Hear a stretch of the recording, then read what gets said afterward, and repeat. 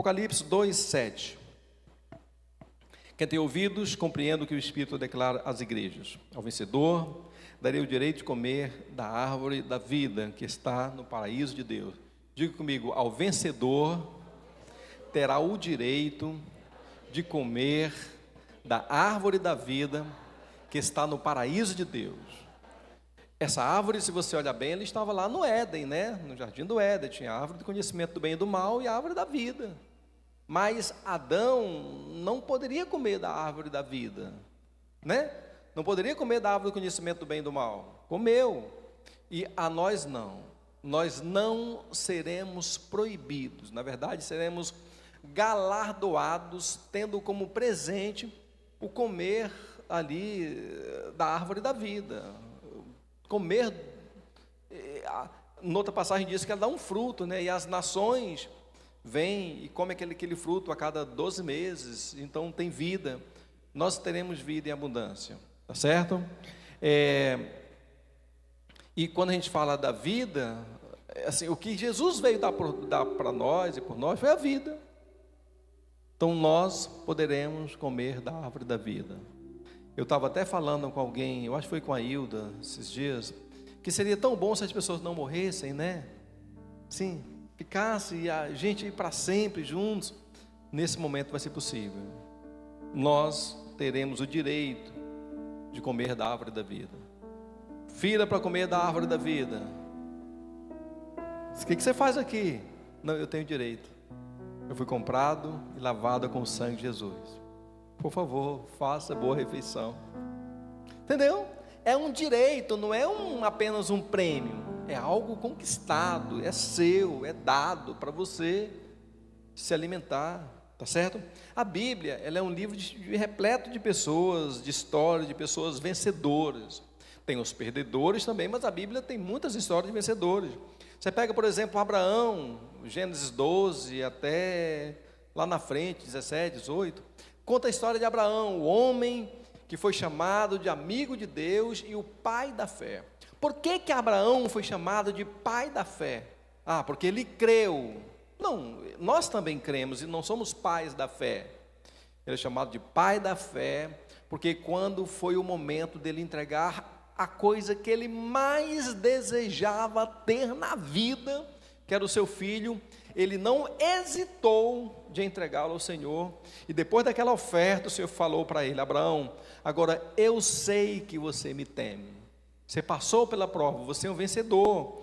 Você vai se tornar pai de muitos pais, que terão muitos filhos. Os descendentes de Abraão hoje, nós temos em torno de 7 bilhões e meio de pessoas. Os descendentes de Abraão, direto, beiram aí os 5,5 bilhões de pessoas.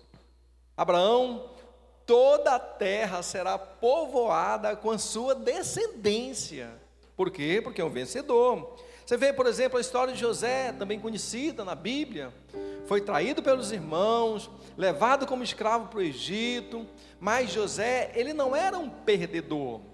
Quando veio a prova, a necessidade de se portar como vencedor, a Bíblia diz que aonde José estava, tudo era abençoado. Bispo, então ele tinha uma bênção sobrenatural? Não. Ele entendia quem ele servia, e pelo fato dele servir a Deus, onde ele estava, o lugar mudava de circunstância, porque ele era um vencedor. Ele venceu quando chegou o momento dele se encontrar com seus irmãos. Alguém falou: nós fizemos tão mal para José. Um vencedor, ele vê a vida de maneira diferente. José olha para os seus irmãos e fala: não foram vocês que me trouxeram para cá, Deus me enviou de antemão para preservá-los nesse momento de destruição. Ele era um vencedor. Vemos também a história sempre falamos na campanha de Daniel, né, de Misael, Ananias e Azarias, 3 homens jogados numa fornalha de fogo ardente. Era tão quente que quem foi jogá-lo na fornalha se queimou, morreu queimado. E lá está aqueles 3 homens andando dentro do fogo. E o Nabucodonosor, aquele poderoso rei, olha e falou: tem alguma coisa estranha. Nós jogamos 3 homens, mas tem 4 na fornalha. Um vencedor nunca anda sozinho. Alguém pode não ver, mas Deus sempre anda com a pessoa vencedora. Tem aí, por exemplo, a história de Daniel mesmo. Incrível, né? Daniel jogado numa cova com leões famintos. Era de se esperar que Daniel fosse devorado. E Daniel era um senhorzinho de idade nessa época. 80 e poucos anos de idade. Que ele fosse devorado. Mas a Bíblia diz que os leões não comeram Daniel. Um leão não estava comendo aquele dia. No dia seguinte, quando o rei bateu lá para abrir, Daniel, por um acaso Deus a quem você serve te livrou dos leões. Claro que ele fez isso de maneira até inusitada, ele não esperava que Daniel estivesse vivo. Mas lá dentro Daniel gritou: rei, meu grande rei, o Deus a quem eu sirvo veio e fechou a boca dos leões, porque ele não encontrou falhas em mim, com relação a ele, e nem com relação ao Senhor. Um vencedor não agrada somente a Deus. Um vencedor agrada os seus pares, onde ele chega, tá certo? Você vê, por exemplo, o livro de Jó, aquele homem que perdeu tudo que você possa imaginar, dos bens à saúde. A única coisa que Jó não perdeu foi a esposa, mas o restante, tirou tudo. E depois de toda a história, de todo o sofrimento, Jó, então, aquele homem vencedor, falando com Deus, diz: Senhor, eu te conheci apenas de ouvir falar, agora os meus olhos te veem. Ou seja, ele pegou aquele sofrimento que era uma perda, se portou como vencedor e pôde então nos contar uma história da sua vitória. Você pega, por exemplo, o exemplo do apóstolo Paulo e muitos outros exemplos na Bíblia. Foi perseguido, foi massacrado, foi chicoteado, foi abandonado, foi de maneira muito hostil, foi tratado pelas pessoas, mas o apóstolo Paulo, de maneira muito enfática, em muitos momentos de suas cartas, ele nos ensina, ele nos instrui a sermos vencedores em todas e qualquer situação. Ele termina na 2 Coríntios, 2 Timóteo, dizendo o seguinte: combati o bom combate, acabei a carreira, guardei a fé. Ele recebeu a coroa da justiça como vencedor. Às vezes nós nos portamos como vencedores em determinada situação, em determinada circunstância, mas como perdedores em outras. E lembre-se, você não é chamado de vencedor porque você é um vencedor, mas você só é vencedor porque venceu algo. Ninguém é vencedor como um título. O vencedor, ele é algo conquistado depois de vitórias consecutivas, tá certo? Então, o Senhor encerra aqui um ciclo em Apocalipse. Olha, tivemos muitos vencedores na Bíblia. Eu citei alguns, mas são vários. Muitos vencedores na Bíblia. Agora vamos para a chamada final, para nós nos despedirmos e aguardarmos a volta do Senhor. Jesus poderia ter iniciado a sua palavra em Apocalipse dizendo o seguinte: olha, fiquem com fé, me aguardem o dia da minha chegada, se amem uns aos outros, sejam felizes, façam bem ao próximo. Não, ele não falou isso. Ele deu mensagens claras para nós, falando: olha, nós precisamos ser vencedores. E ele então abre um momento, usando ali as igrejas que estavam enviando as cartas. E a igreja de Éfeso, em Apocalipse 2,7, diz o seguinte: ao vencedor darei o direito de comer da árvore da vida que está no paraíso de Deus. Quem vai comer dessa árvore da vida? Algum perdedor? Não, somente vencedores. Para a igreja de Esmirna, Apocalipse 2,11 diz o seguinte: o vencedor de maneira alguma sofrerá o dano da segunda morte. Quer viver para sempre? Se porte como vencedor, não vai sofrer o dano da segunda morte.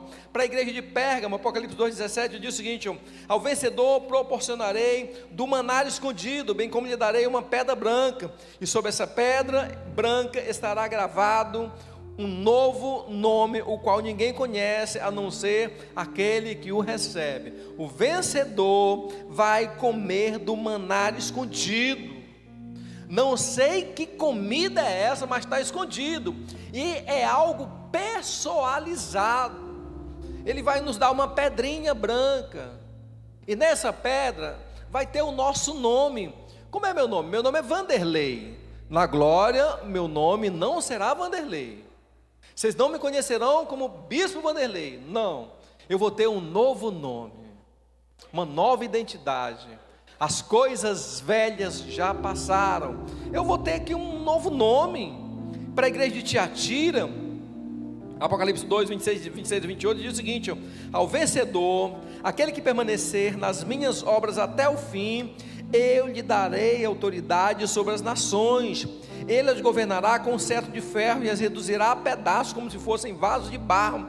Assim como também eu recebi a autoridade do meu Pai, eu lhe darei a estrela da manhã. Ao vencedor vai governar e vai ter autoridade para mandar e desmandar, para edificar, para destruir, vai governar cidades, assim como, como Jesus recebeu do seu Pai, tá certo? E ao vencedor, ele fala o seguinte: eu lhe darei a estrela da manhã. Quando você acorda, lá para as 4, 5 horas da manhã, você tem aquela estrela, brilhando, linda, todo lugar você vê aquela estrela.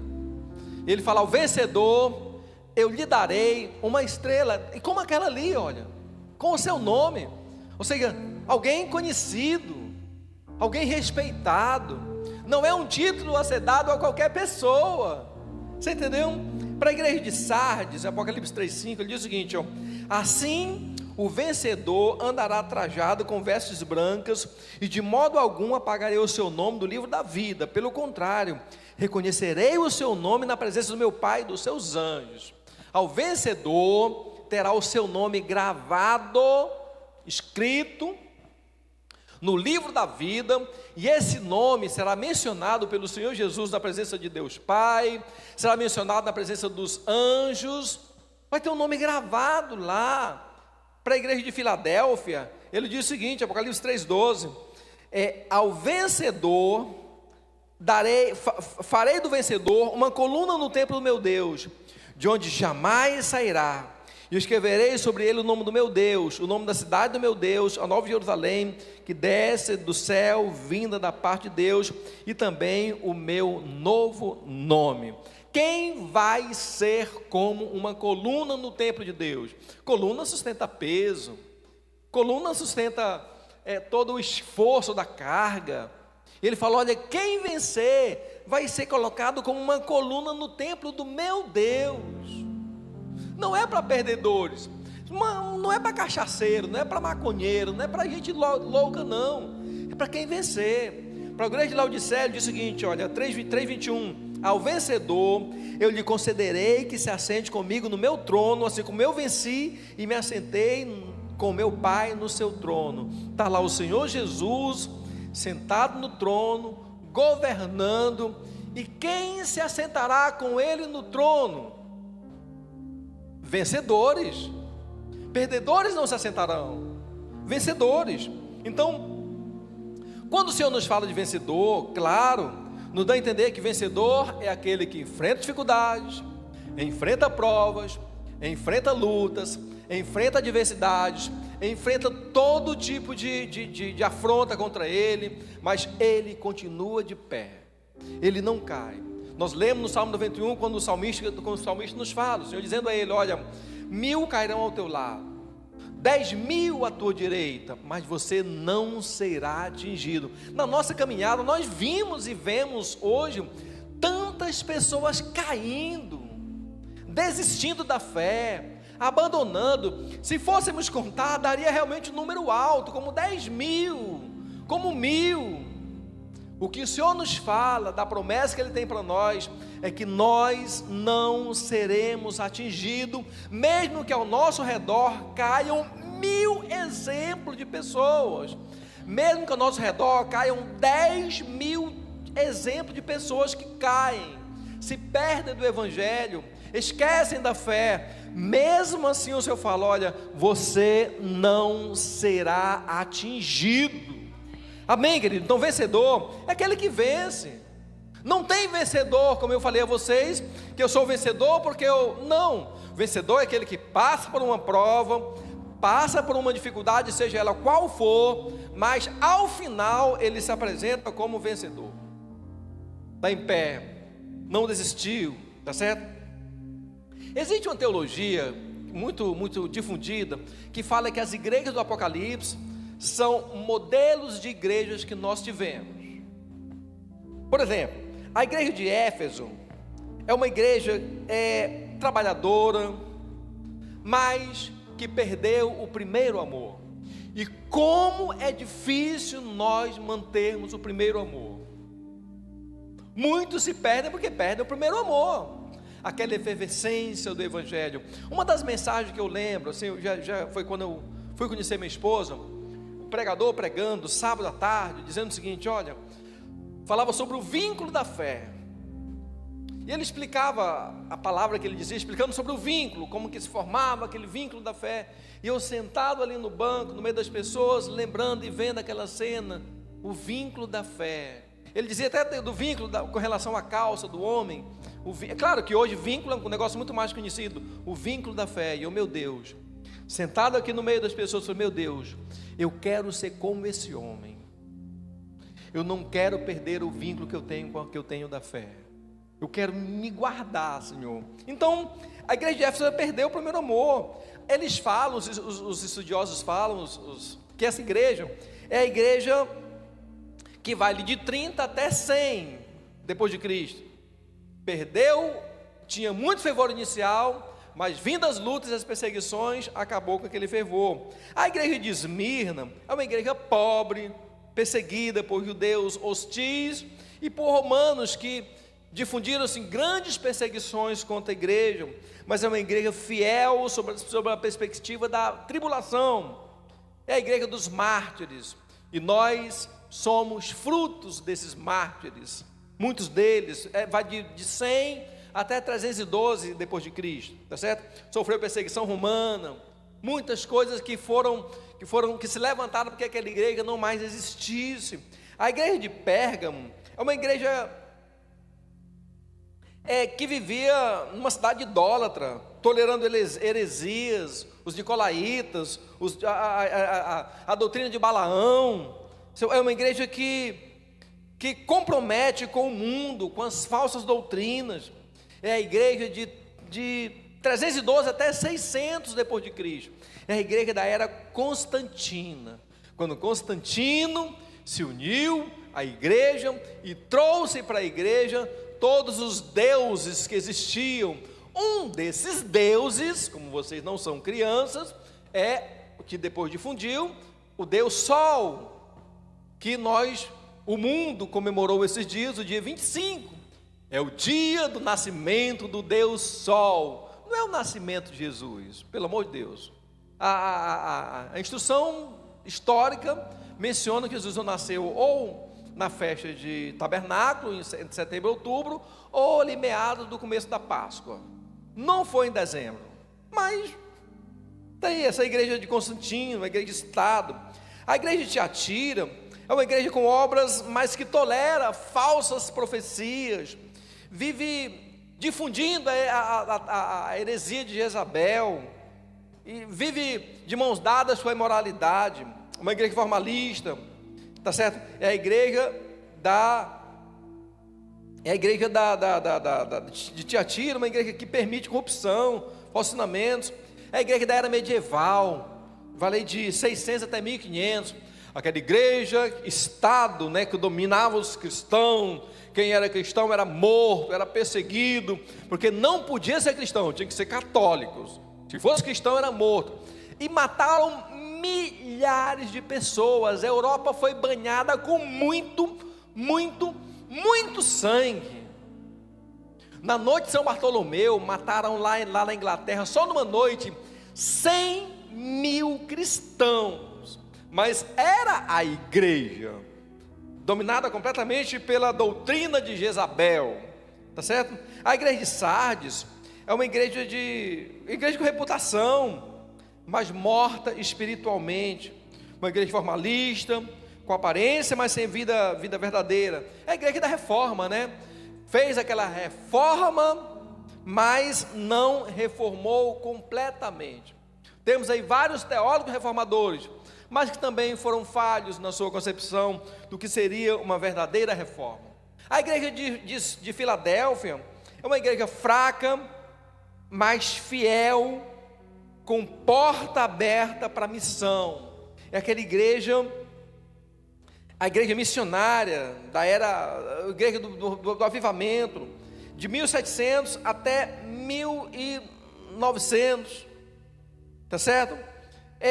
Fez muitos movimentos cristãos. Grandes pregadores que nós temos ainda hoje vêm desse movimento que aconteceu entre 1700 e 1900. Uma igreja que teoricamente era fraca, mas tinha uma porta aberta, tinha ousadia, enfrentava o mundo e não se prostrava diante dele. Chegamos então à nossa era, que é a igreja de Laodiceia, uma igreja morna, uma igreja rica, mas materialmente pobre, mas espiritualmente muito pobre, rica materialmente, mas espiritualmente muito pobre. Ou seja, uma igreja autossuficiente, mas indiferente e morna.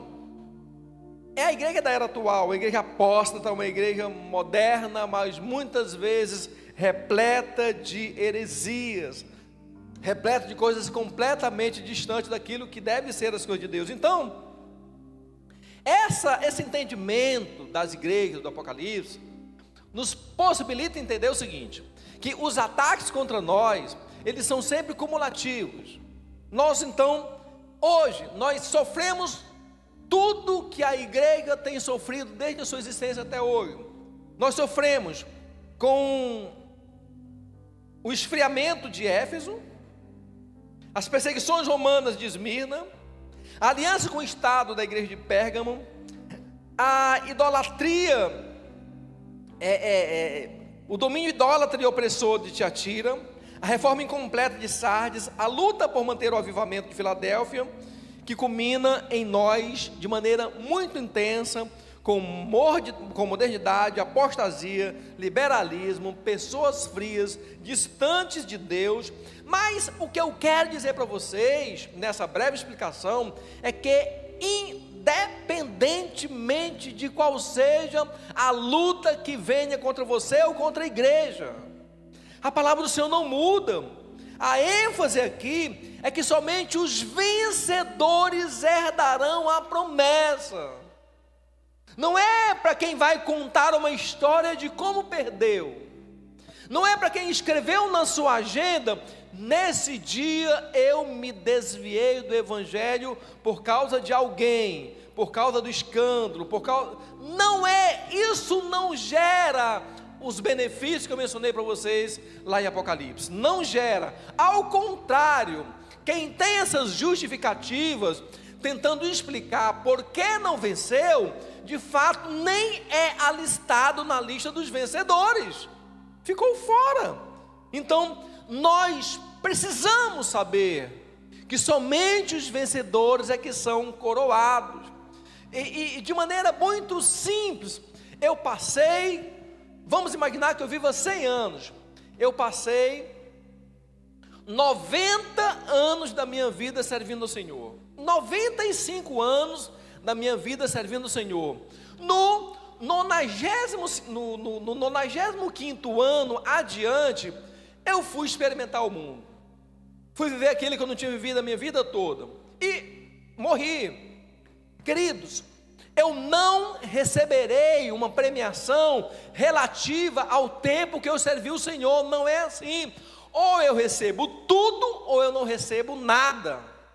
Você entende como não é, eu fiquei tantos anos servindo o Senhor, mereço alguma coisa? Não é assim. Só vence aquele que vai até o final. Se ainda não acabou, não tem problema, espere até o final. Bispo, e quando é o final que eu vou receber a minha coroação? Você tem dois finais, que está bem claro em Apocalipse. Primeiro é quando a morte encontra você, acabou para você. Segundo é quando Jesus vier nos buscar, também acabou esse período de luta. Você entende? Não adianta nós imaginarmos alguma coisa da bondade de Deus, não. A Bíblia é muito clara, somente os vencedores é que serão coroados, ninguém mais. Não haverá uma fila de meia coroação, não é isso, tá certo? Então, O que é que eu preciso vencer nesses dias que é tão importante? Primeira coisa que eu preciso vencer, de verdade, assim, cá entre nós, eu preciso vencer a mim mesmo. Com toda a inteligência que você tiver, uma das coisas que você primeiro precisa vencer é a si mesmo. Não adianta nós pensarmos que somos algo e sermos dominados por esse pensamento e não subjugarmos a nossa mente ao senhorio de Cristo. Eu preciso vencer a mim mesmo. Antes de querer dominar o mundo, nós precisamos primeiro dominar a nós mesmos. Então, neste ano, agora que findou, está findando, nós falamos muito nos elementos celulares sobre o controle da índole, a santificação dos instintos e a santificação dos temperamentos. Falamos muito a conversão dos temperamentos, muito mesmo, muito. Significa que se eu não tiver um controle da minha índole, se eu não tiver a santificação dos meus instintos, se eu não tiver a conversão dos meus temperamentos, por mais que eu tente ser alguma coisa, eu serei vencido por mim mesmo. O diabo não fez nada, o mundo não fez nada, eu não venci a mim mesmo, não me conheci. Então, Provérbios 25, 28, coloca para nós, filha. Provérbios 25, 28 diz o seguinte: como cidade derrubada, sem muros. 25, 28, isso. Uma cidade aberta, sem muralha. Uma cidade aberta, sem muralha, tal é o homem sem autocontrole. Qualquer um pode chegar e abandonar, e quebrar, e entrar, e se desfazer de tudo que foi construído, tal como uma cidade aberta, sem muros, sem muralhas, tal é o homem sem autocontrole. Vamos entender então hoje, as cidades não são muradas, então tudo bem. Tal como um país que não vigia suas fronteiras, assim é o homem sem autocontrole. O país que não vigia suas fronteiras, entra o quê? Todo tipo de pessoas lá dentro. Entra todo tipo de droga, entra todo tipo de arma, entra todo tipo de coisas erradas. E o governo daquele país naturalmente deixa de governar, porque começa a surgir narcos-estados dentro do mesmo país, e o governo central perde completamente tudo aquilo que estava destinado ao controle que ele deveria fazer. Então, uma pessoa que não controla a si mesma é como uma cidade aberta, é como um país sem fronteiras. E nós vivemos no momento que nós vemos o mundo todo vigiando suas fronteiras, para que ninguém entre, para que ninguém acesse de maneira indevida. Se você quer acessar em determinado local, você tem que ter um visto. E na hora da entrada, você é entrevistado, mesmo tendo o visto para entrar naquele país, você é entrevistado, e naquela entrevista, mesmo tendo comprado passagem, mesmo tendo reservado hotel, mesmo tendo alugado um veículo para você se transportar, mesmo tendo dinheiro para gastar naquele país, naquela entrevista, na hora da entrevista você pode ser o quê? Deportado. Se as nações fazem assim para guardar suas fronteiras, por que nós vamos ser sem autocontrole? Perderemos tudo. Provérbios 26, 16, 32. Melhor é o homem paciente que o guerreiro. Mais vale controlar as emoções e os ímpetos do que conquistar toda uma cidade. Não precisa falar muito. O homem paciente, o homem calmo, o homem que espera no tempo de Deus é melhor do que o mais forte dos guerreiros. Aquele que controla suas emoções e os seus ímpetos é melhor do que aquele que constrói e conquista um império, uma cidade. Veja como a nossa falta de controle em não vencermos a nós mesmos coloca em risco tudo aquilo que Deus quer entregar nas nossas mãos. Todos os nossos intentos, tudo que nós queremos. Por que perdeu? Porque não tem controle. Porque não é controlado. Porque Gálatas 5:22, nós conhecemos esse texto. Gálatas 5:22. Ora, o fruto do Espírito é amor, paz, alegria, paciência, benignidade, bondade, fidelidade, mansidão e contra essas coisas, essas virtudes, não há lei. De onde que vem o autocontrole? Do Espírito. É um fruto do nosso Espírito. Se nós não somos controlados pelo Espírito Santo de Deus, naturalmente seremos uma pessoa completamente alheia àquilo que vem de Deus para a nossa vida. 2 Pedro 1, 5 e 6, olha só. 2 Pedro 1, 5 e 6. Por isso mesmo, aplicando todo o vosso esforço, acrescentai a virtude à vossa fé, e o conhecimento à virtude, aplicando todo o esforço, tudo se puder, por isso aplicando todo o esforço, com tudo que você puder fazer, acrescente a virtude, a fé, que seja uma fé vitoriosa, e o conhecimento a essa virtude. 15, 16, e o domínio próprio ao conhecimento. Não dá certo se não tiver domínio próprio.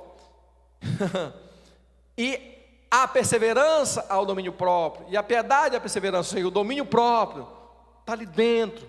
Não tem como ter o vencedor que não vença a si mesmo, ali tranquilo. Tito 2, 11 e 12 diz o seguinte, Tito 2, 11 e 12, presta atenção. Olha, porquanto a graça de Deus se manifestou salvadora a todos os homens, ela nos orienta a renunciar à impiedade e às paixões mundanas e a viver de maneira sensata, justa e piedosa nessa terra. Isso é o quê? Controle. Como é que eu sei que a graça de Deus se manifestou em mim?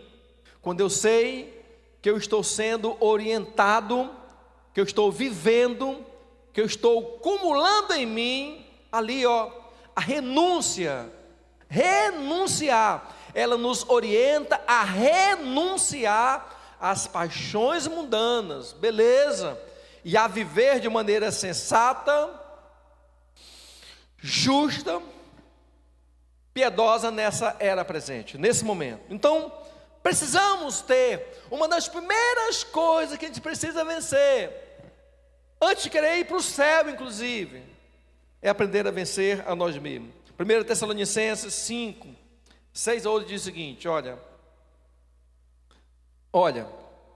assim pois, não durmamos como os demais, mas sejamos alertas e sejamos sóbrios. Não durmamos como os demais. Não vivamos a vida como os demais vivem. E quando fala, e sejamos sóbrios, fala o quê? Fala o quê? Domínio próprio. Dominar a si mesmo. Ainda em 2 Timóteo 1,7 diz o seguinte, olha, Deus não nos concedeu um espírito de covardia, mas de poder, de amor e de equilíbrio. Diga comigo assim, Deus me deu o poder de ter o equilíbrio próprio.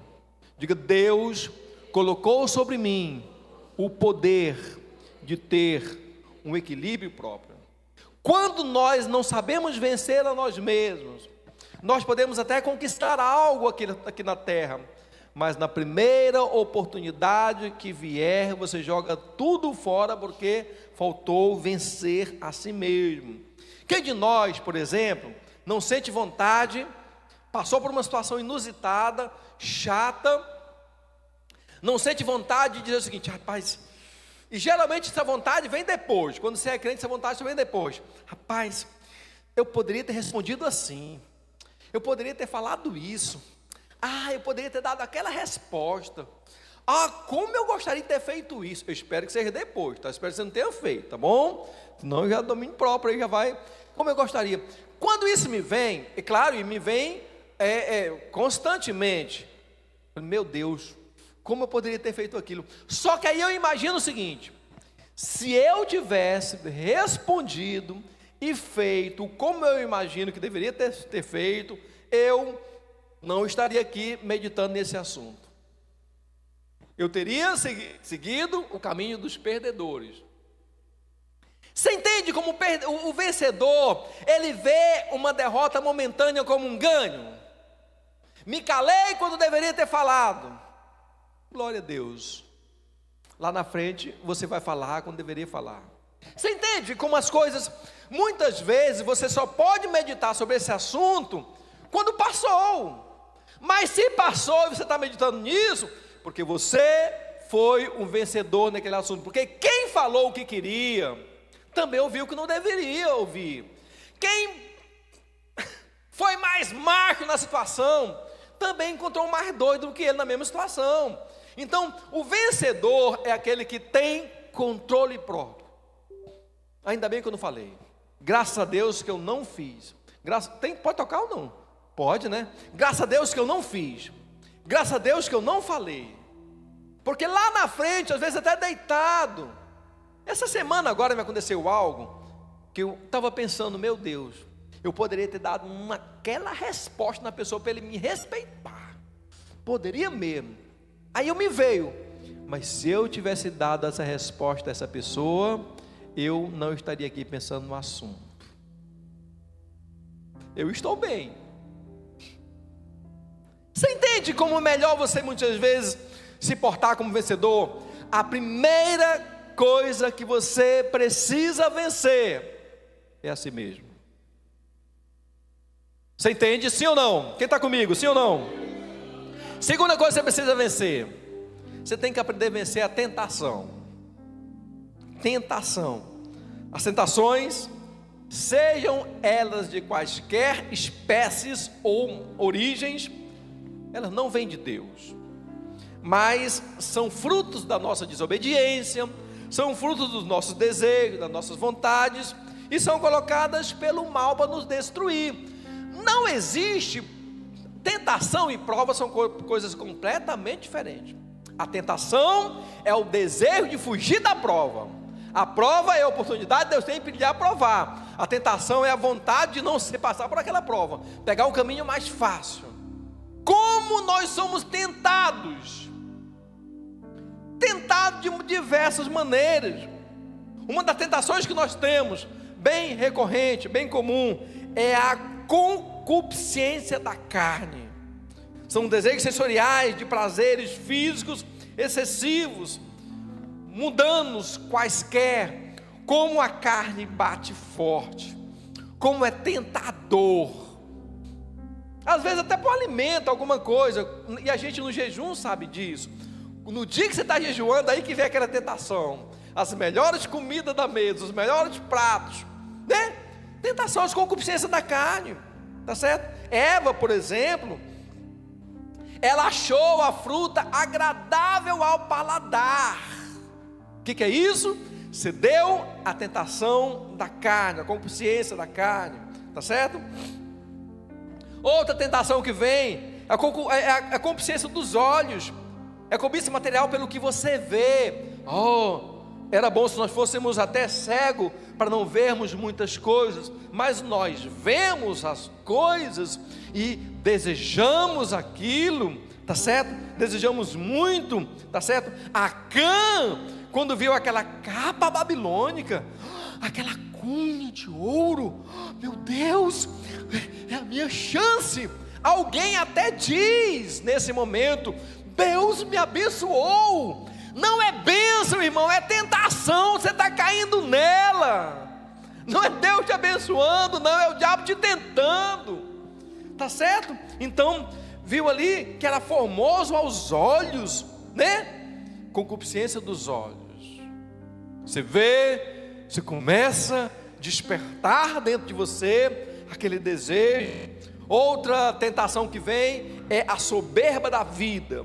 Soberba, orgulho, vaidade, desejo de ser exaltado, de ser elogiado, de ser reconhecido, de ser aplaudido, né? A luta pelo poder. O que é isso?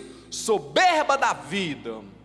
Se achar que não depende de ninguém. Você pode dar o veredito e mandar prender ou soltar alguém. Você é altamente poderoso. Isso é o quê?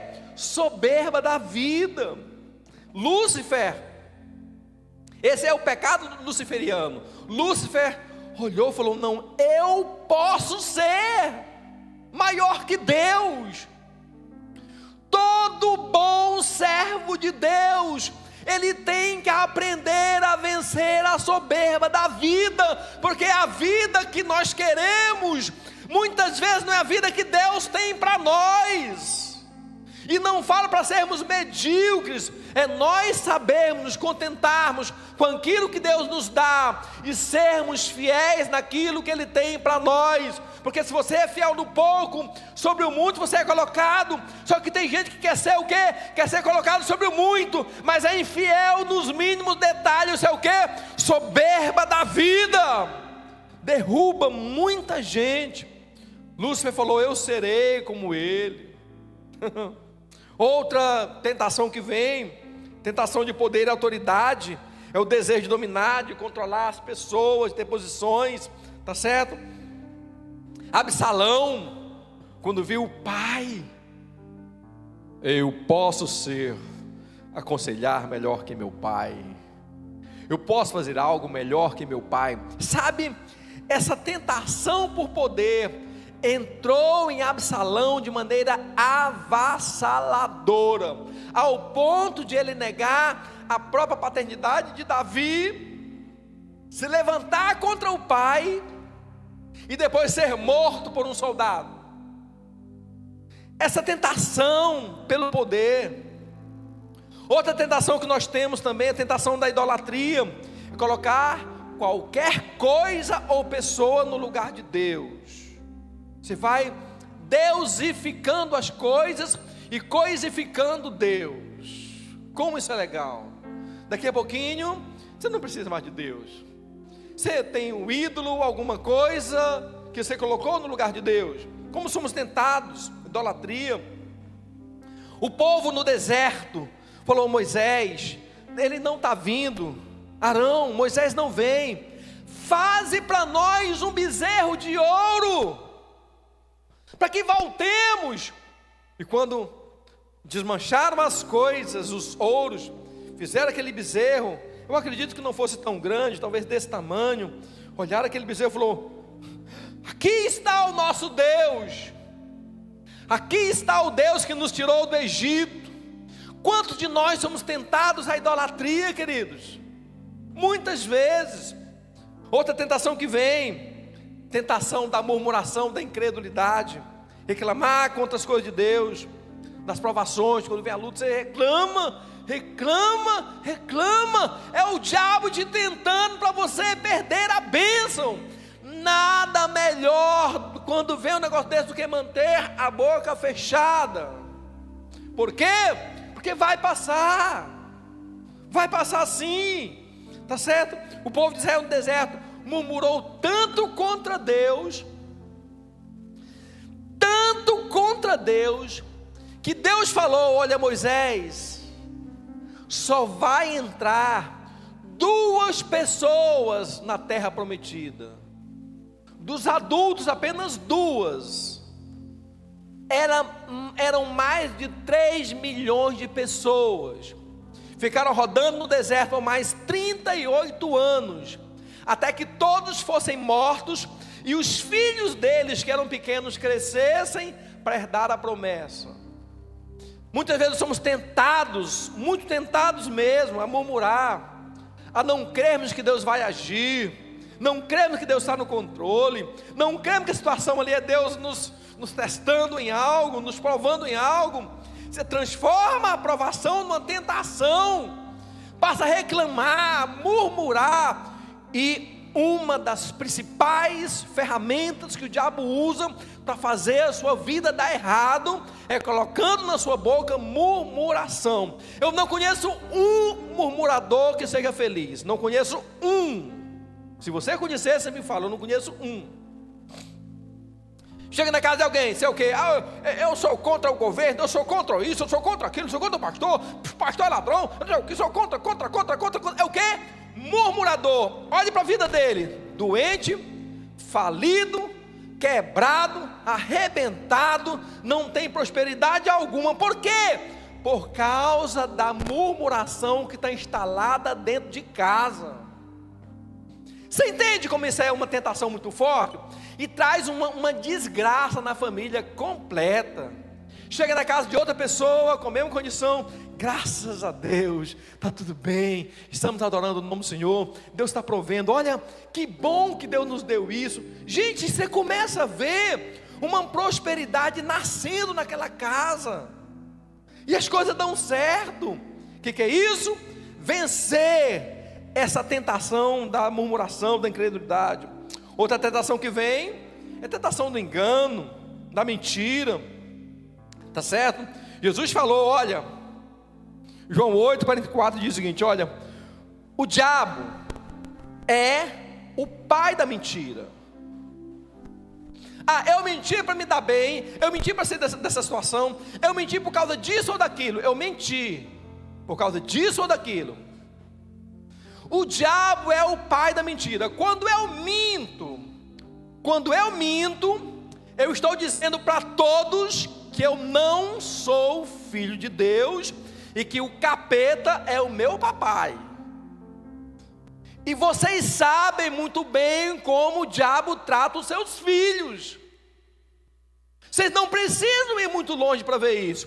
E vocês sabem muito bem como Deus trata os seus filhos.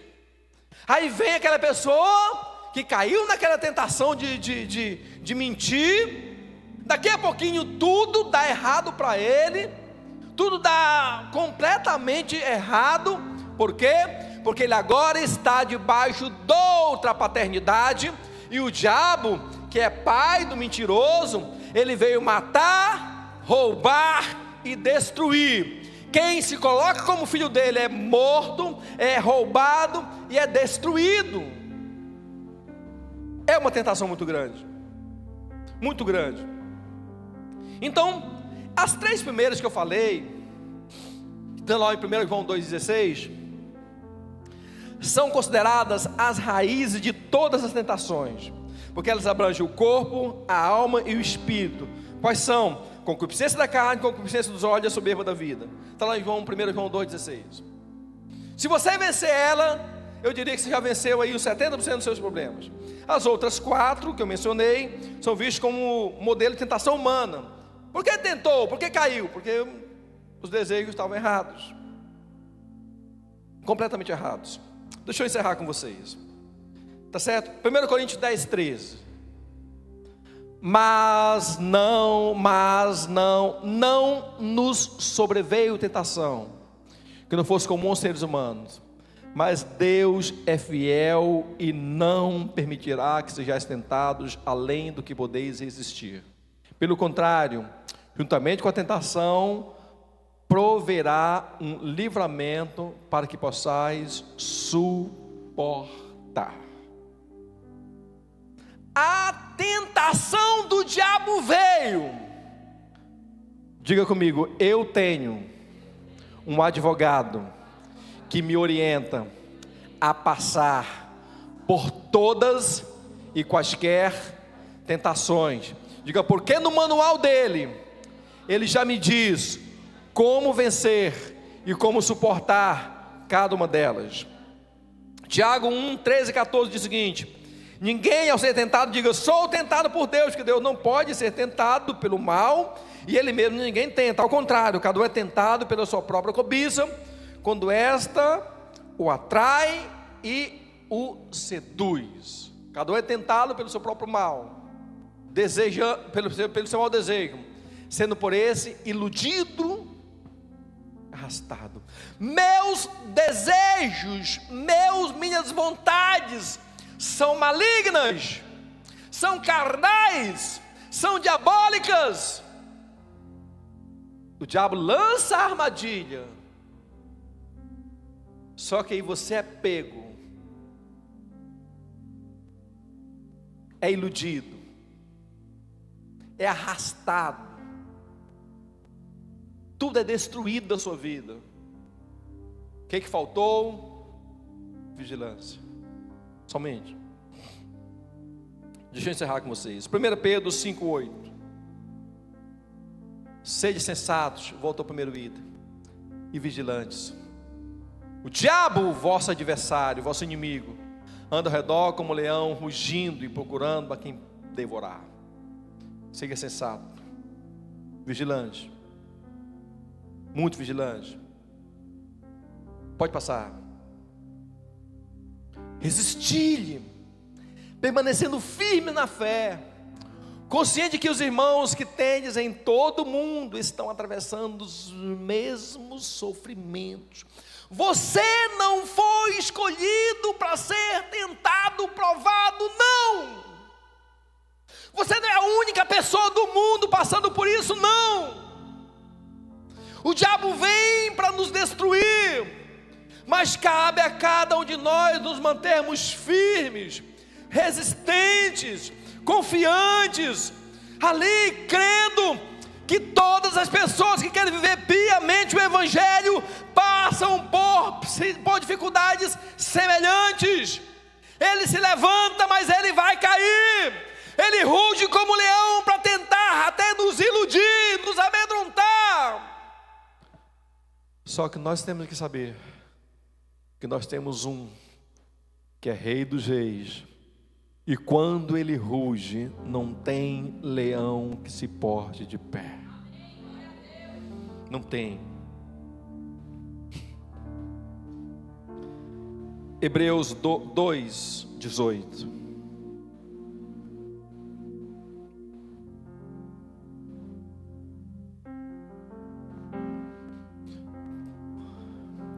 Considerando, portanto, tudo o que ele fez, tudo que ele mesmo sofreu quando tentado,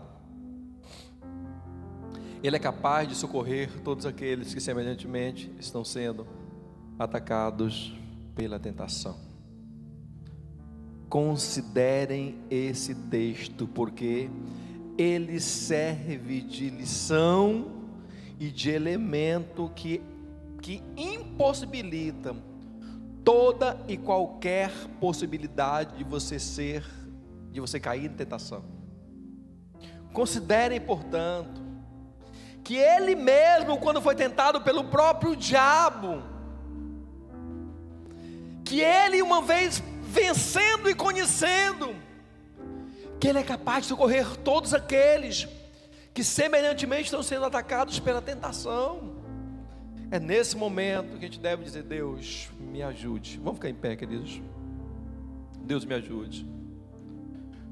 A tentação está vindo, mas eu sirvo, estou debaixo do governo de quem já venceu a pior tentação que teve, que foi quando ele foi tentado na fome, foi tentado no poder, foi tentado na glória, resistindo com a palavra, firme, firme, firme, firme. Nós somos vencedores. Nós somos vencedores. Nós somos vencedores. E Deus quer que nós sejamos vencedores sobre o pecado, sobre a carne. É não ser dominado pelos desejos pecaminosos. Viver uma santidade. Nós somos vencedores sobre o mundo e sobre as suas pressões que vêm para nos roubarem a fé e o ministério que Deus tem para nós.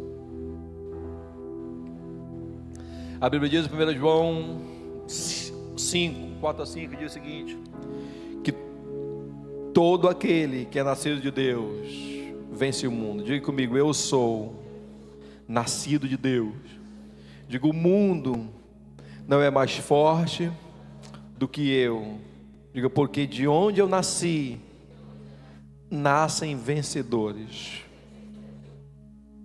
Deus quer que nós sejamos vencedores sobre o diabo e suas muitas tentações. Resista ao diabo e ele vai fugir de vocês. Deus quer que sejamos vencedores sobre o medo, sobre a ansiedade. Nós vencemos o medo com confiança em Deus. mesmo quando não há qualquer possibilidade de o cenário mudar.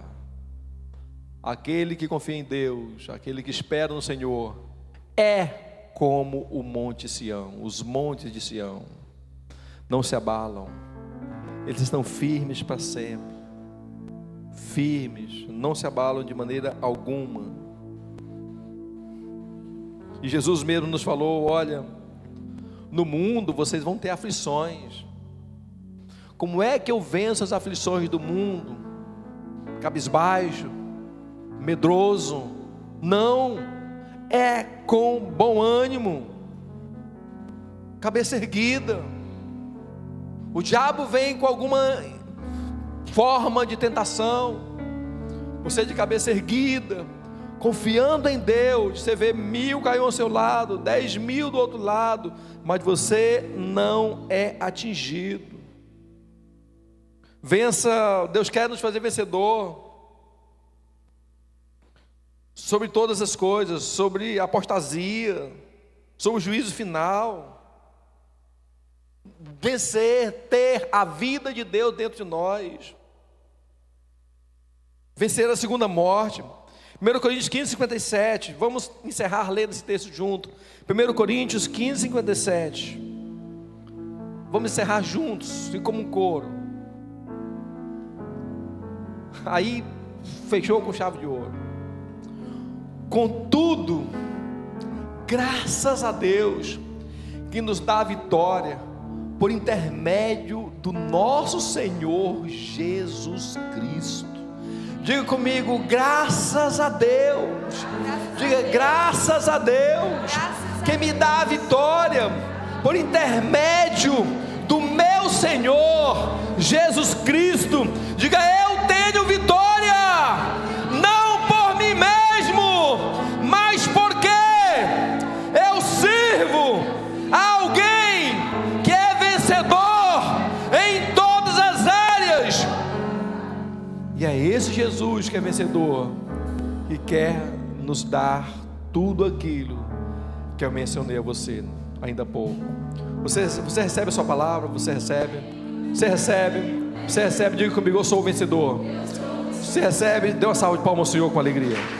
Celebra o Senhor com alegria. Pode celebrar o Senhor. Você recebeu, celebra o Senhor.